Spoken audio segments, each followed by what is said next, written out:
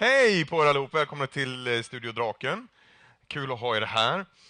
Och kul att festivalen är i full gång. Det var ett jätteintressant program ikväll. Fantastiska gäster. Roy Andernsson avslutar. Vi har Ann Kroeber bland annat. Men jag tänkte att vi ska börja här i Sverige. I rymden finns inga känslor. Men jag måste lägga på nu. Jag har tvättstugan. Fullt upp, Kram, hej. Sam, tvättstugan är 18.30 till 21.00 på fredagar. Jag ljög. Jaha. Alltså Lassie, vem fan ser på det? Du tittar på Lassie. Gillar inte du hundar? Ja. Gillar du inte hundar? Nej.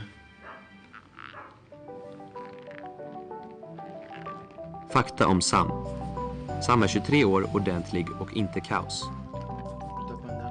Sam gillar Simon, matlagning och lakrits. Sam gillar inte hundar, senap och matematik. Så vilket avdrag är det jag ska göra?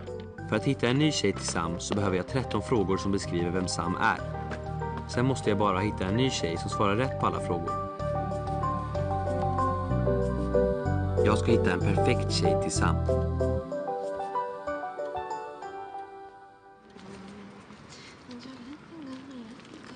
Shit, förlåt. Men det är du igen. Ja, jag går alltid här 08.55. Det har jag alltid gjort. Jaha, jag som trodde att det var ödet. Det finns ingenting som heter ödet. Det är bara någonting människor hittat på för att hitta mening med livet och varandra. Ja, men det är väl fantastiskt att man har lyckats kunna hitta på något så fint som ödet att skylla på. Nej, det handlar bara om matematik och determinism. Får jag ställa några frågor? Ja, vad då för frågor? Romantisk komedi eller science fiction? Jag kollar inte så mycket på film. Jag vet inte. Hund eller katt? Hund och katt. Va? Låter du när du har sex? Vad sa du? Låter du när du har sex? Jag låter du när du har sex. Nej, jag har inte sex. Oj, ursäkta. Hallå? En stor applåd till Andreas Öhman.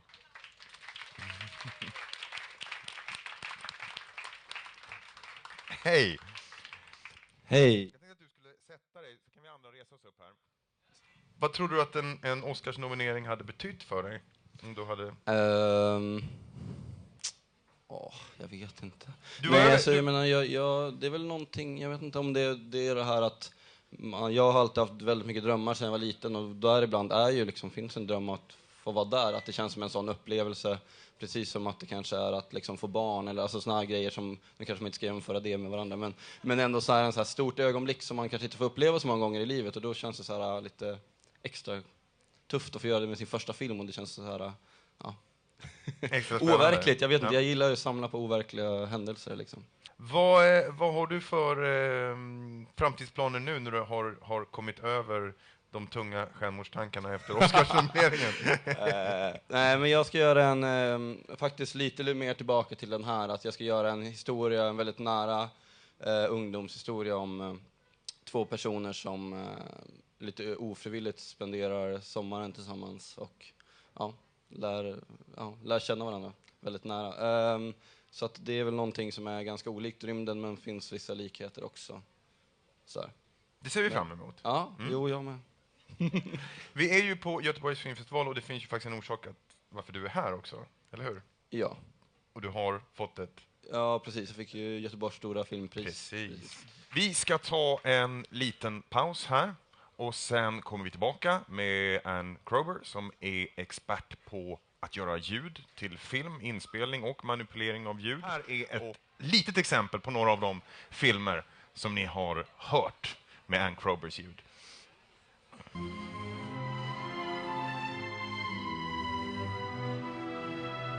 Do not come between the Nazgul and his prey.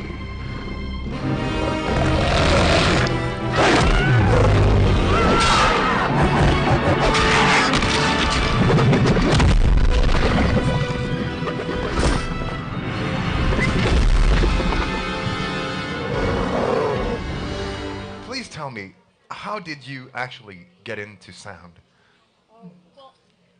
You gotta talk into it. Excuse me. Before I tell you that, I just want to say thank you all for coming.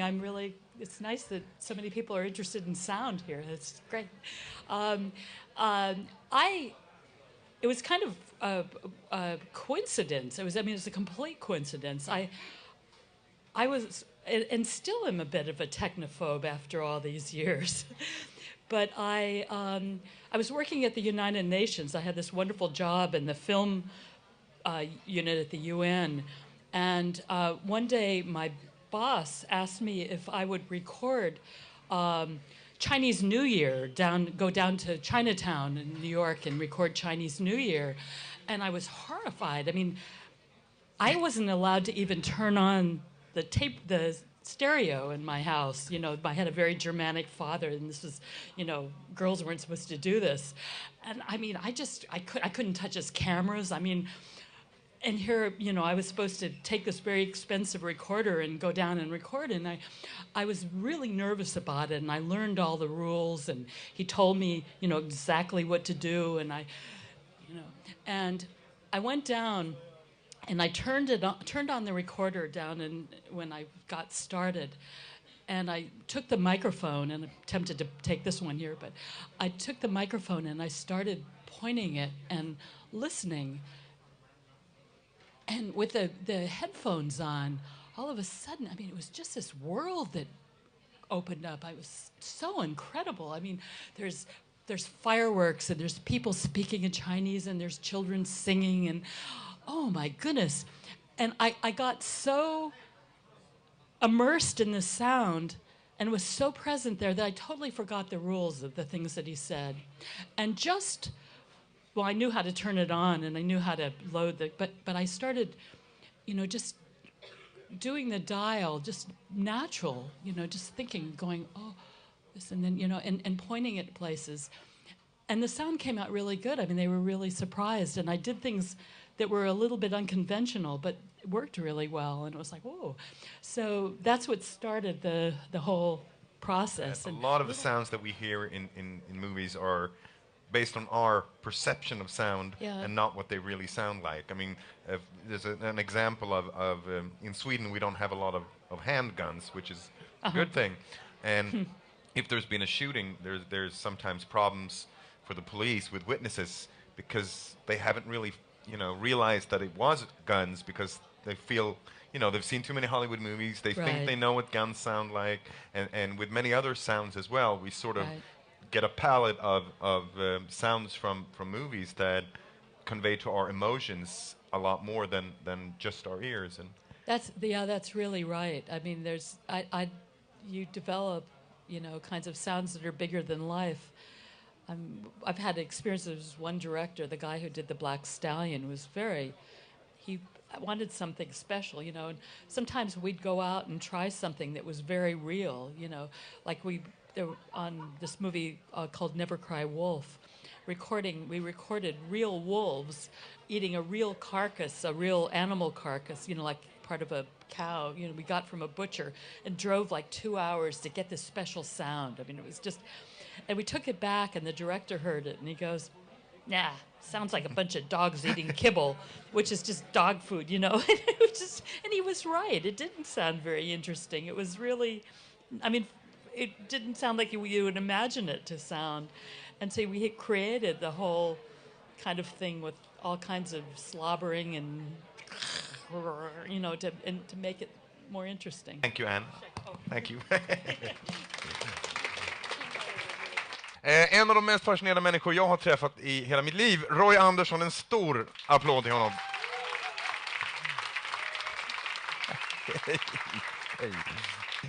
Välkommen hit, välkommen till Göteborg i år igen. Häromkvällen så kom jag att tänka på en sak som jag nämnde här just på Folkan. Det var när Archimedes, han satt på stranden, ni känner till den storyn, och höll på med sina cirklar.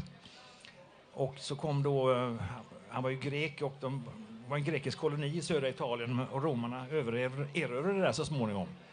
Jag tror de dödade honom också. Men innan de gjorde det så sa han så här: rubba inte mina cirklar. Så jag är faktiskt på väg nu att skriva en liten artikel om det, som ska heta just Vördnad för cirkeln.